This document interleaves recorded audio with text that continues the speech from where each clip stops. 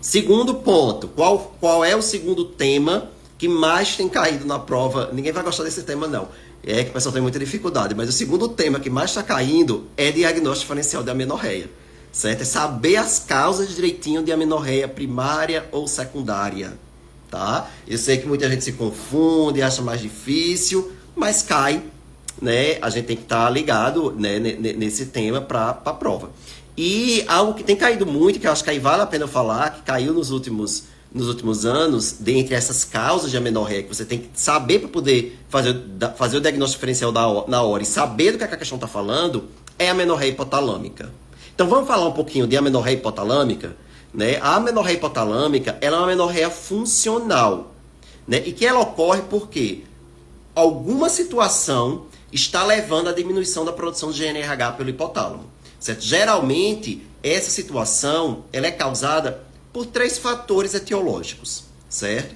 Baixo peso, e aí acaba sendo comum em pacientes com anorexia nervosa, mas isso não é restrito à anorexia, né? Qualquer paciente com baixo peso, né, baixo IMC, pode fazer essa amenorreia funcional. Segundo, excesso de atividade física, né? Então, atletas ou até mesmo pessoas que não são atletas, mas que estão exagerando na quantidade de atividade física diária, né? Às vezes faz atividade física 2 vezes ao dia, e aí isso pode gerar uma amenorreia funcional. E estresse emocional, né? E até se fala muito que mulheres com uma personalidade mais perfeccionista, e aí tende a ficar mais ansiosa, se estressar mais, teria mais propensão a fazer amenorreia hipotalâmica, certo? Então, esses são 3 pilares, assim, da amenorreia hipotalâmica, né? E aí o que é que vai acontecer? Com menos GNRH, não produz FSH-LH, não produz o estrógeno, e essa mulher entra em amenorreia. E aí é uma amenorreia que, como vai envolver o hipoestrogenismo, pode acabar evoluindo para sintomas de hipogonadismo, né? Sintomas ou até manifestações de hipogonadismo, né? Então, principalmente baixa massa óssea. Então, uma questão que envolve uma mulher com amenorreia, coloca na questão um exercício físico em excesso, ou IMC é baixo, tem uma questão de amenorreia secundária, procura logo o IMC e como é a atividade física dessa mulher, né? E ainda bota uma densitometria que está com Z-score muito baixo, então você tem uma baixa massa óssea importante, é a amenorreia hipotalâmica, certo? Então você tem um fator etiológico, tem a densitometria baixa e, mais importante ainda, os outros exames de avaliação de amenorreia normais, né? Lembrando, quais são os exames básicos para avaliação de amenorreia secundária? Prolactina, para afastar a hiperprolactinemia, HCG, para afastar a gestação, que no final das contas gestação é a principal causa de amenorreia secundária, né? TSH para afastar a disfunção tiroidiana e FSH para afastar a insuficiência ovariana primária. Então você fez os exames, afastou essas condições, né? Tem uma baixa massa óssea, tem ou atividade física em excesso ou baixo peso, ou as duas coisas associadas, é a amenorreia hipotalâmica.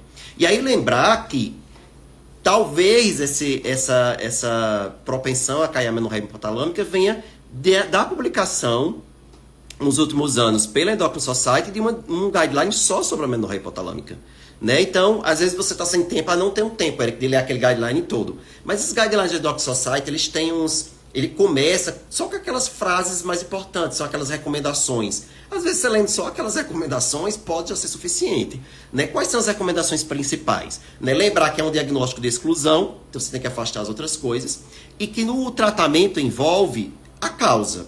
Então, é mudança comportamental, seja ver se o paciente tentar que o paciente ganhe peso, ou tentar que ela diminua a quantidade de atividade física, ou terapia cognitiva, comportamental mesmo, se tiver algum fator ali emocional envolvido, certo? Não resolveu, o guideline diz que não é, cuidado, não é para iniciar contraceptivo hormonal. Você não trata a amenorreia hipotalâmica com contraceptivo hormonal. Se as medidas gerais, comportamentais, não resolvem o problema, você vai entrar com a terapia de reposição estrogênica, né? Igual a que você faz, por exemplo, numa insuficiência ovariana primária, numa menopausa precoce, né? Então você vai repor estrógeno, se tiver útero, junto com progesterona, igual, certo? Sem tirar nem pôr. O que você não vai fazer é contraceptivo hormonal combinado, certo? Então, tratamento de terapia estrogênica com ou sem progesterona, a depender da presença ou não de útero, tá? E cuidado, não é para fazer, uma baixa massa óssea,